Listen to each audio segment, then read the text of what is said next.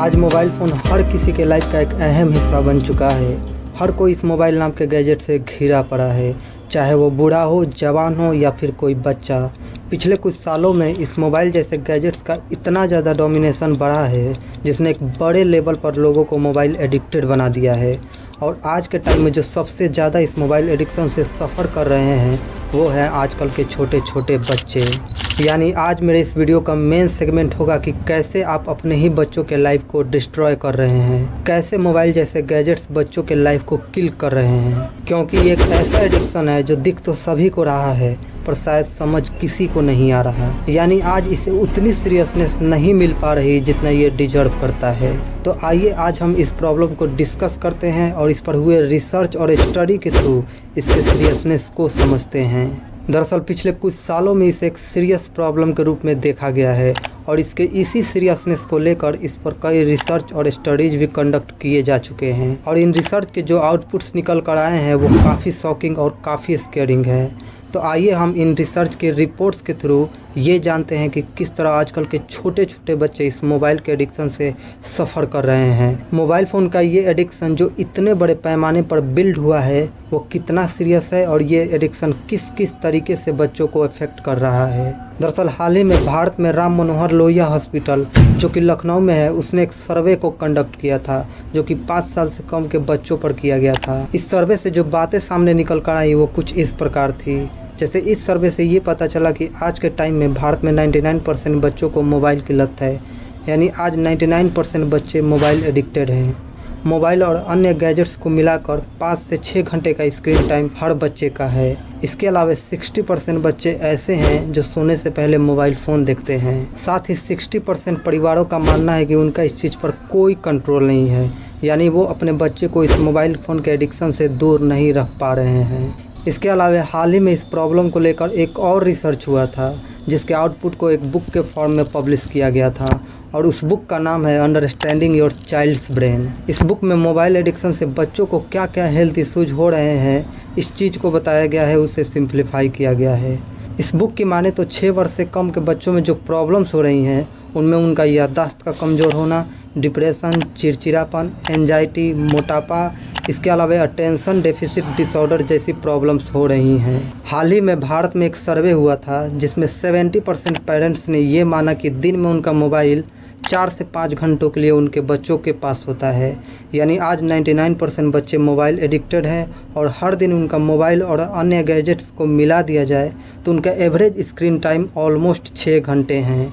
यानी एक दिन का 1/4 हिस्सा वो सिर्फ मोबाइल स्क्रीन पर गुजार रहे हैं।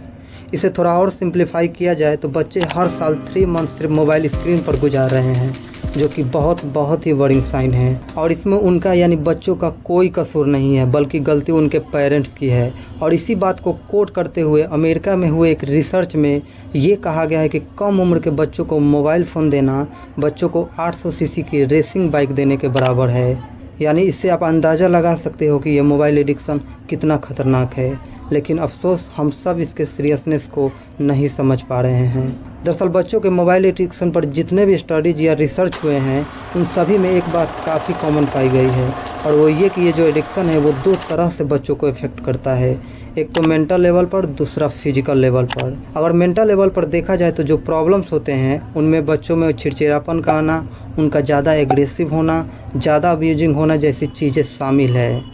हाल ही में WHO ने अपनी एक रिपोर्ट में एक बीमारियों की लिस्ट जारी की थी जिसे इंटरनेशनल क्लासिफिकेशन ऑफ डिजीज़ नाम दिया गया है। इसमें वीडियो गेमिंग एडिक्शन को एक मानसिक बीमारी कहा गया है।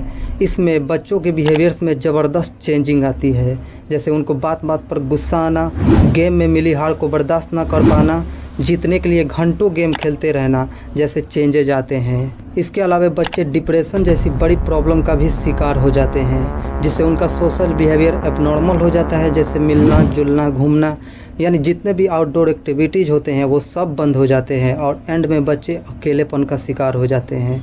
और यहीं से उनके फिजिकल हेल्थ पर भी असर पड़ना शुरू हो जाता है, जिसमें एक मेजर प्रॉब्लम को नोटिस किया गया है और वो है ओबेसिटी यानी मोटापा।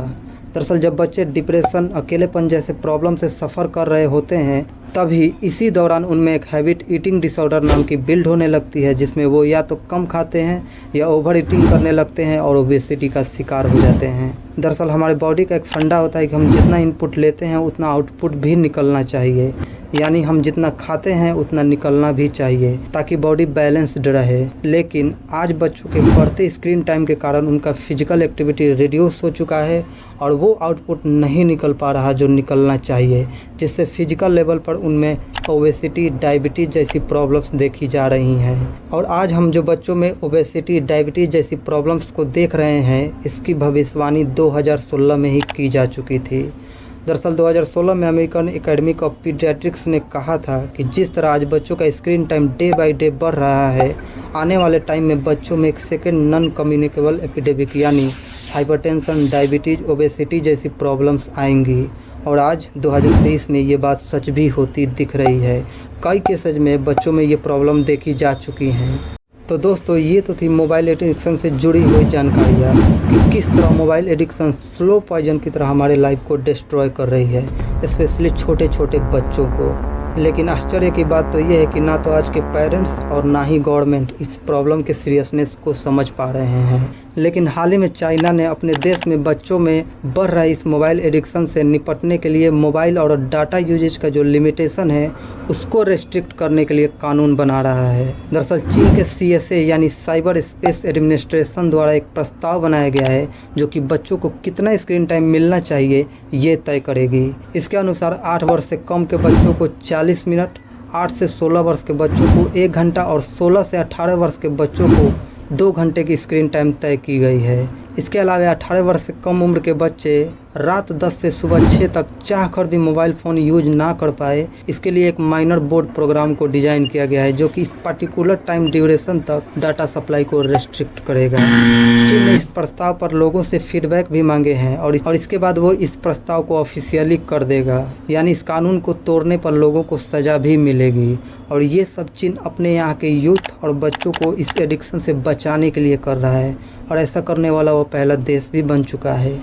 लेकिन अफसोस हमारे देश में जहाँ चीन से 2 गुना ज़्यादा युवा वो बच्चे हैं, जहाँ चीन में 18 वर्ष से कम उम्र के बच्चों की संख्या 25 करोड़ है, वही भारत में 18 वर्ष से कम उम्र के बच्चों की संख्या 57 करोड़ है। यानी कायदे से तो ये कानून पहले भारत में आना चाहिए था, लेकिन यहाँ तो अभी तक इस पर कोई डिस्कशन भी नहीं हुई है। खैर, उम्मीद है कि भारत में भी इस तरह का कानून आए ताकि हमारी यंग जनरेशन इस एडिक्शन से बाहर आ पाए। अगर वीडियो इन्फॉर्मेटिव लगा है तो वीडियो को लाइक और शेयर ज़रूर करना और चैनल को सब्सक्राइब भी।